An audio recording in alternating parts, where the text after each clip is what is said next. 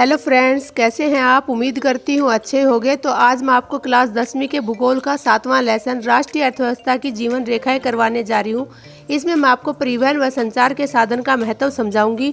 अभी मैं हाल में जो सिर्फ इम्पोर्टेंट क्वेश्चन ही मैं आपको करवा रही हूँ, तो आप ये वीडियो एग्जाम में सफलता पाने के लिए ज़रूर देखें। और अगर आपको वीडियो पसंद आए तो मेरे चैनल को सब्सक्राइब करें, मेरे वीडियो को लाइक करें और बने रहिए मेरे चैनल के साथ। तो चलिए मेरी वीडियो की तरफ। तो आज हम करवाने जा रहे हैं क्लास 10वीं के भूगोल का 7वां लेसन राष्ट्रीय अर्थव्यवस्था की जीवन रेखाएं। क्या है अर्थव्यवस्था? किसी देश की किससे चलती है? वो व्यापार से चलती है। और व्यापार किसके माध्यम से होता है? वो परिवहन के माध्यम से होता है, वो जनसंचार के माध्यम से होता है। तो आज हम उसी के बारे में बहुत इंपॉर्टेंट क्वेश्चन है वही आपको करवाने जा रहे हैं, जिनके पूरे चांस है कि वो परीक्षा में आएंगे। देखिए पहला क्वेश्चन है, जनसंचार क्या है? जिन साधनों द्वारा सूचना को बहुत से लोगों तक एक साथ पहुंचाया जाता है उसे जनसंचार कहते हैं। मतलब एक ऐसा माध्यम जिसके द्वारा हम एक सूचना को एक बार में ही सारी जगह पहुंचा दें, उसे जनसंचार साधन कहते हैं। जैसे टीवी है, टीवी के माध्यम से एक ही सूचना जो है बहुत सारे लोगों तक पहुंच जाती है। फॉर एग्जाम्पल, रूस और यूक्रेन का युद्ध चला हुआ है, तो हम अपने अपने देशों में अपने अपने घरों में बैठकर उस सूचना को प्राप्त कर रहे हैं। जैसे रेडियो है, रेडियो के माध्यम से हम सारी सूचनाओं को बहुत सारे लोगों तक पहुंचा सकते हैं। तो इनको हम क्या कहते हैं? जनसंचार साधन। अगला है, परिवहन का कौन सा साधन वहनातरण हानियों और देरी को घटाता है? मतलब ऐसा कौन सा साधन है जो देरी को घटाता है, कम करता है? तो जो है पाइपलाइन। पाइपलाइन के माध्यम से हम आसानी से जो है गैस वगैरह पहुंचा सकते हैं। अगला है, स्वर्णिम चतुर्भुज का संबंध किससे है? तो किससे है ये? सड़क मार्ग से। अगला है, स्वर्णिम चतुर्भुज महाराजमार्ग का उद्देश्य क्या है? तो भारत के मेगा सिटी के मध्य की दूरी व परिवहन के समय को न्यूनतम करना। देखिए क्या होता है, एक बार देख लेते हैं। ये जो है इसको हम कहते हैं स्वर्णिम चतुर्भुज। ये चतुर्भुज है, ठीक है। ये हमारी क्या है? मेगा सिटी, देश की जो सबसे बड़ी सिटी है, शहर हैं, उनको जो है परिवहन के माध्यम से, सड़क के माध्यम से मिलाता है। ठीक है, कौन कौन से? ये जैसे दिल्ली होगी, मुंबई, कोलकाता और चेन्नई, जो बड़े शहर हैं, इनको क्या है? सड़क मार्ग के द्वारा सीधा जोड़ता है। और जो परिवहन में ज़्यादा समय लगता है उसको न्यूनतम यानी कम करना इसका उद्देश्य है। अगला है, भारत के किसी एक राष्ट्रीय जलमार्ग का नाम बताइए। तो ये है गंगा हुगली राष्ट्रीय जलमार्ग। आपको इसके साथ साथ मैं बता देती हूँ कि अगर सबसे सस्ता परिवहन पूछा जाए तो वो होता है जलमार्ग। ठीक है। अगला देखिए, भारत के पश्चिमी तट पर स्थित 2 प्रमुख पत्तनों के नाम बताइए। तो ये प्रमुख पत्तन कौन कौन से हैं? मुंबई, कोचीन और मारमावागो। अगला है, भारत के पूर्वी तट पर स्थित 2 प्रमुख पत्तनों के नाम बताइए। तो ये हैं कोलकाता, चेन्नई और विशाखापट्टनम। देखिए एक बार छोटे से मैप के माध्यम से समझाती हूँ। ये भारत का जो है पश्चिमी तट है, ये वाला, ठीक है। यहाँ पर मैंने आपको 3 बताए, मुंबई, मारामावागो और कोचीन। तो ये मुंबई इधर है, मारामावागो ये इधर है और कोचीन इधर है। इसके बाद ये आता है आपका पूर्वी तट, ये जो कलकत्ता है ये इधर है। फिर इसके बाद है विशाखापट्टनम, ये से नीचे है, और ये चेन्नई है जो ये और नीचे है। तो ये है आपका पूर्वी तट। अब आगे देखिए, संचार का आधुनिक साधन कौन सा है? तो अभी आप सबको पता है कौन सा है? इंटरनेट आधुनिक साधन है। परिवहन क्या है? परिवहन एक ऐसा तंत्र है जिसमें यात्रियों और सामान को एक स्थान से दूसरे स्थान पर लाया ले जाया जाता है, वो क्या कहलाता है? परिवहन। कई बच्चे क्या होते हैं, जनसंचार और परिवहन में डिफरेंस करना भूल जाते हैं। तो जनसंचार क्या है? जिनके माध्यम से सूचनाओं को प्रसारित किया जाता है। और परिवहन क्या है? जिसके माध्यम से यात्री और सामान को लाया ले जाया जाता है। अगला है, वायु परिवहन का राष्ट्रीयकरण कब किया गया? तो ये 1953 में किया गया था। नेक्स्ट आता है, सड़क परिवहन के 3 गुण बताइए। तो जो पहला गुण तो आपको पता ही है, यात्रियों और वस्तुओं को दूर दराज के क्षेत्रों से आसानी से लाया और ले जाया जा सकता है। दूसरा क्या है? इसका जो निर्माण होता है उसकी लागत जो है वो बहुत ही कम होती है। तीसरा क्या है कि इसका निर्माण पहाड़ी एरियो में भी किया जा सकता है और घाटियों में भी किया जा सकता है। ठीक है। अगला क्वेश्चन है, रेल परिवहन कहाँ पर अत्यधिक सुविधाजनक परिवहन साधन है तथा क्यों? क्या है? रेल परिवहन। मतलब रेल परिवहन का महत्व भी पूछा जा सकता है कि रेल परिवहन महत्वपूर्ण कैसे है। तो जो भी रेल का महत्व पूछा जाए, रेल के बारे में पूछा जाए कि परिवहन जो है सुविधाजनक क्यों है, तो आपको यही आंसर लिखना है। देखिए, घनी आबादी के समतल क्षेत्रों में रेल परिवहन ही सुविधाजनक परिवहन साधन है। कहाँ के क्षेत्रों में?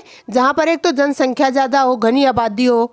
समतल क्षेत्र एक जो है पहाड़ी इलाके ना हो, क्षेत्र कैसे हो? समतल हो। तो ऐसे क्षेत्रों में जो है रेल एक सुविधाजनक साधन है।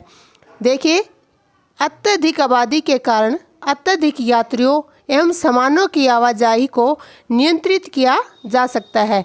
आप सब क्या देखोगे कि जितनी ज़्यादा आबादी है उतने ही जो है ज़्यादा यात्री हैं और उतना ही उनका सामान है। तो उनको जो आने और जाने में जो प्रॉब्लम होती, मान लो बस है, गाड़ी है, तो इतनी ज़्यादा आबादी जो है वो उनमें नियंत्रित नहीं हो सकती। तो रेल एक इतना बड़ा साधन है जो इतनी बड़ी जनसंख्या और उनके सामान को नियंत्रित कर सकता है। दूसरा पॉइंट है, समतलीय क्षेत्र होने के कारण रेलवे लाइन आसानी से बिछाई जा सकती है। तो क्या है कि क्षेत्र कैसा है वहाँ का? समतल है, तो रेलवे लाइन जो है वहाँ पर आसानी से बिछाई जा सकती है। अगला है, यहाँ व्यापार और कृषि का विकास अत्यधिक होता है। यहाँ पर क्या होता है, जहाँ पे ज़्यादा आबादी है वहाँ सब नौकरी वाले तो होंगे नहीं, तो वो क्या करेंगे? वो कृषि पर डिपेंड करेंगे और कृषि के सामान को लाने ले जाने के लिए, मतलब व्यापार करने के लिए क्या चाहिए? साधन चाहिए। तो रेलवे एक ऐसा साधन है जो अत्यधिक आबादी की जो कृषि है या उसका जो सामान है उसको ले जा सकता है। अगला क्या है, लंबी दूरी की यात्रा के लिए रेल परिवहन अत्यधिक सुविधाजनक है। अब हम कहीं भी जाते हैं, अगर गाड़ी में हम बहुत ज़्यादा लंबी दूरी पे जाएंगे तो हम परेशान हो जाएंगे, बस में जाएंगे तो हम परेशान हो जाएंगे। इसलिए रेल ही एक ऐसा साधन है जो लंबी दूरी की यात्रा के लिए सुविधाजनक होता है, क्योंकि उसमें क्या होता है, आप लेट भी सकते हैं, बैठ सकते हैं, उसमें काफ़ी स्पेस आपको मिल जाता है। इसलिए जो है रेल बसों की अपेक्षा ज़्यादा जो है सुविधाजनक परिवहन साधन है। इससे अगला क्वेश्चन है, भारत के 4 अंतर्राष्ट्रीय वायुपत्तनों के नाम बताइए। वायुपत्तन क्या होता है? एयरपोर्ट होते हैं, ठीक है। तो भारत के मैंने बताया था कि जो 4 मुख्य शहर हैं उन चारों के अंदर क्या है, मुख्य एयरपोर्ट बने हुए हैं। देखिए, दिल्ली के अंदर है इंदिरा गांधी अंतर्राष्ट्रीय वायुपत्तन, ठीक है। कोलकाता में नेताजी सुभाष चंद्र बोस अंतर्राष्ट्रीय वायुपत्तन। चेन्नई में है मीनामबंक अंतर्राष्ट्रीय वायुपत्तन। और चौथा है मुंबई में है छत्रपति शिवाजी अंतर्राष्ट्रीय वायुपत्तन। ये 4 शहर हैं और ये इनके जो है अंतर्राष्ट्रीय वायुपत्तन हैं। अगला क्वेश्चन है, सीमांत सड़कों का महत्व बताइए। ये क्वेश्चन इस प्रकार भी आ सकता है कि सड़कों का महत्व रेल की अपेक्षा ज़्यादा क्यों है। तो इसमें जो है आपको सड़कों का महत्व बताना है। तो क्या है कि भारत सरकार द्वारा सीमांत सड़क संगठन बनाया गया, ठीक है। क्या बनाया गया? सीमांत सड़क संगठन, एक संगठन बनाया गया। और इस संगठन के माध्यम से क्या किया, भारत सरकार ने जो सीमावर्ती क्षेत्र हैं उनमें क्या है, सड़क का निर्माण किया था। इनको ही हम सीमांत सड़क कहते हैं। अब सड़कों का क्या महत्व है? एक तो जो है कम दूरी की यात्रा में ये सुविधाजनक होती हैं, ठीक है। आप आसानी से जो है नज़दीक के शहरों में जा सकते हैं। दूसरा क्या है, जो दुर्गम क्षेत्र हैं वहाँ पर क्या है कि आर्थिक विकास में महत्वपूर्ण है। दुर्गम क्षेत्रों में रेल नहीं जा सकती, हवाई जहाज़ नहीं उतर सकते, तो क्या होंगी वहाँ पे जो सड़कें हैं वही उनके आर्थिक विकास को मदद करती है। मतलब व्यापार करें या दुकानें खोलें या घर बनाएं तो सड़कों के माध्यम से उनका सामान वहाँ तक पहुँचता है। आगे है, सड़कों का जो निर्माण है वो वनों में भी हो सकता है, पहाड़ों में भी हो सकता है, पठारों में भी हो सकता है। इसलिए जो है ये महत्वपूर्ण है। इससे अगला क्या है, इनके माध्यम से देश की सुरक्षा में लगे सिपाहियों तक रसद आसानी से पहुँचाई जा सकती है। आपको पता है जो सिपाही हैं, फौजी भाई हैं, वो ऐसे ऐसे स्थानों पर बैठे हैं जहाँ पर और जो परिवहन साधन है वो आसानी से नहीं पहुँच सकते। एक सड़क परिवहन ही ऐसा है कि वहाँ से जो है हम वहाँ उन तक सामान पहुँचा सकते हैं। अगला पॉइंट है, सड़कें रेलवे स्टेशन वायुपत्तनों और समुद्री पत्तनों को जोड़ती हैं। आप सभी को कहाँ रेलवे स्टेशन जाना है तो कहाँ से जाएंगे? सड़क के माध्यम से जाएंगे। एयरपोर्ट पे जाएंगे तो सड़क के माध्यम से जाएंगे। कहने का क्या मतलब है कि जो सड़कें ही एकमात्र ऐसा माध्यम है जो रेलवे स्टेशन और एयरपोर्ट या समुद्री पत्तनों सभी को जो है सड़कों के माध्यम से ही जोड़ा हुआ है। अगला है, उपभोक्ता वस्तुओं को घर घर पहुंचाती है। उपभोक्ता वस्तुएं क्या होती है, जो हम घर में यूज करते हैं। इनमें कई ऐसी वस्तुएं भी होती है जो बहुत जल्दी खराब हो जाती हैं, तो उनको उन घरों तक पहुंचाने के लिए जो है किसका प्रयोग किया जाता है? सड़कों का प्रयोग किया जाता है। अगला क्वेश्चन है, परिवहन एवं संचार के साधन किसी देश की अर्थव्यवस्था की जीवन रेखा क्यों कहे जाते हैं? कहने का क्या मतलब है कि परिवहन एवं संचार के साधन अगर किसी देश के विकसित हैं, उत्तम है, तो उसकी अर्थव्यवस्था भी उत्तम है। अगर ये दोनों ही चीज़ें उत्तम नहीं है तो उस देश की अर्थव्यवस्था उत्तम नहीं होगी। तो ऐसा क्यों है? देखिए, देश के दूर दराज के क्षेत्रों तक सामानों, सुविधाओं और सूचनाओं को आसानी से पहुंचाया जा सकता है। अगर परिवहन सही है तो दूर दराज के जो भी देश के क्षेत्र हैं उन सब का विकास हो सकता है। कैसे हो सकता है? कि उन क्षेत्रों तक भी जो है सामान, सुविधाएं और सूचनाएं हैं वो आसानी से पहुंच सकती है। दूसरा है, परिवहन के साधन कच्चे माल को कारखानों और तैयार माल को उपभोक्ता तक पहुंचाते हैं। परिवहन के साधन अगर उत्तम है तो कच्चा माल जो है वो कारखानों तक पहुंचाते हैं और वहाँ जो तैयार माल है वो उपभोक्ताओं तक आसानी से पहुंचाया जा सकता है। अगला है कि अगर किसी देश के परिवहन के साधनों का विकास हुआ तो उस देश की जनता को रोजगार के पर्याप्त अवसर मिलेंगे। कहने का क्या मतलब है? जहाँ की संचार व्यवस्था उत्तम है और जहाँ का परिवहन उत्तम है वहाँ पर अत्यधिक कारखाने वगैरह लग सकते हैं, कच्चा माल वहाँ आसानी से मिल सकता है। इससे क्या होता है कि लोगों को जो है रोजगार मिल जाता है। अगला है, संचार के साधनों द्वारा कृषक एवं व्यापारी वर्ग कृषि एवं व्यापार के नए नए तरीके सीखते हैं। संचार के माध्यमों के द्वारा कृषक और व्यापारी वर्ग जो है संचार के माध्यम से नए नए तरीके व्यापार के और कृषि के सीखते हैं। उन्हें इसके माध्यम से नई नई तकनीकें प्राप्त होती हैं।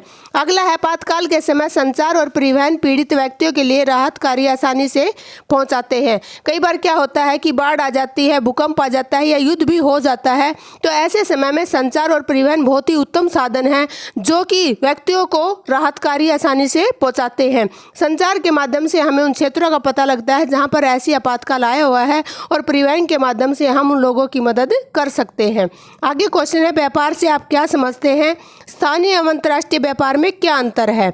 देखिए, वस्तु और सेवाओं की एक क्षेत्र से दूसरे क्षेत्र में खरीद बिक्री व्यापार कहलाता है। कहने का क्या मतलब है कि जो वस्तुएं हैं और जो सेवाएं हैं वो एक क्षेत्र से दूसरे क्षेत्र में जब खरीदी जाती हैं और बेची जाती हैं उनको हम क्या कहते हैं? व्यापार कहते हैं। इसके दो रूप हैं। पहला है स्थानीय व्यापार। देश या राज्य के अंदर ही वस्तु और सेवाओं की खरीद बिक्री ही स्थानीय व्यापार कहलाती है। मतलब क्या है कि देश के अंदर जो उसके राज्य हैं उनमें ही जो आपस में वस्तु और सेवाओं को खरीदा और बेचा जाता है उसे हम स्थानीय व्यापार कहते हैं।